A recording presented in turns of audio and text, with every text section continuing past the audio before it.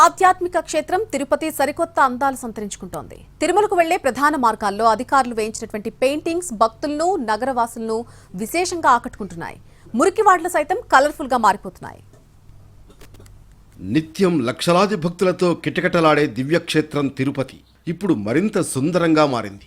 ఆధ్యాత్మికత ఉట్టిపడేలా గీయించిన పెయింటింగ్స్ నగరానికి వస్తున్న భక్తులను, నగరవాసులను విశేషంగా ఆకట్టుకుంటున్నాయి.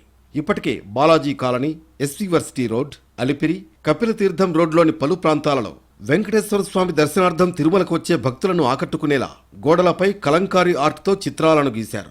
తొలి దశలో రోడ్డు పక్కనే ఉన్న గోడలపై కలంకారీ ఆర్ట్ వేశారు. శ్రీవారి శంకుచక్రనామాలతో పాటు హథీరాంజీతో శ్రీవారు పాచికలు ఆడే దృశ్యాలు, ఇంకా పలు రకాల ఘట్టాలను ఈ గోడలపై రూపొందించారు. తిరుపతి నగరంలోని ప్రధాన రోడ్లకు మధ్యలో ఉన్న డివైడర్లు సరికొత్త అందాన్ని సంతరించుకునేలా పెయింటింగ్స్ను వేస్తున్నారు. కొన్ని చోట్ల దేవుళ్లకు సంబంధించిన చిత్రాలు ఉంటే మరికొన్ని చోట్ల చూడగానే ఆకట్టుకునేలా ఇతర పెయింటింగ్స్ చిత్రీకరించారు. ఇవన్నీ తిరుపతికి వచ్చే భక్తులందరినీ విశేషంగా ఆకట్టుకునేలా చేయడమే కాకుండా ఒక ఆధ్యాత్మిక భావనను కలగజేస్తుందంటున్నారు. ఇప్పటికే తిరుచానూరు నుంచి కపిలతీర్థం వరకు ఉన్న గరుడ వారధి కింద భాగంలో ఉన్న పిల్లర్లకు స్వామివారి నామాలు ప్రత్యేక ఆకర్షణగా నిలుస్తున్నాయి. ఇప్పటికే నగరంలోని కీలక మార్గాలను కలర్ఫుల్గా మార్చిన అధికారులు లేటెస్ట్గా మురికివాడలపైన దృష్టి పెట్టారు. నగరంలోని స్కావెంజర్స్ కాలనీ మొన్నటిదాకా తిరుపతిలోనే అత్యంత మురికివాడ. భరించలేని వాసన, చెత్త మధ్య స్థానికుల జీవితాలు. ఇప్పుడు అక్కడి ప్రజల జీవన చిత్రమే మారిపోతోంది. వీధుల పరిశీలనలో భాగంగా ఇటీవల స్కావెంజర్స్ కాలనీకి వెళ్లిన తిరుపతి మున్సిపల్ కమిషనర్ మౌర్య అక్కడి పరిస్థితులను చూసి కీలకమైన నిర్ణయాలు తీసుకున్నారు. కాలనీలో దాదాపు 300కు పైగా కుటుంబాలు నివసిస్తూ ఉండగా ఇందులో సగానికి పైగా మున్సిపల్ కార్పొరేషన్లో పనిచేసే పారిశుద్ధ్య కార్మికులున్నారు. ఊరంతా శుభ్రం చేసే కార్మికులుండే ప్రాంతం కూడా అందంగా, శుభ్రంగా ఉండాలని కమిషనర్ భావించారు.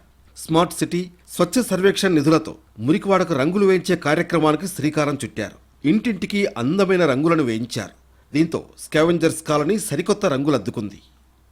రోజుకు ఫస్ట్ ప్రియారిటీ కార్పొరేషన్కి sanitation, water supply, greenery and beautification.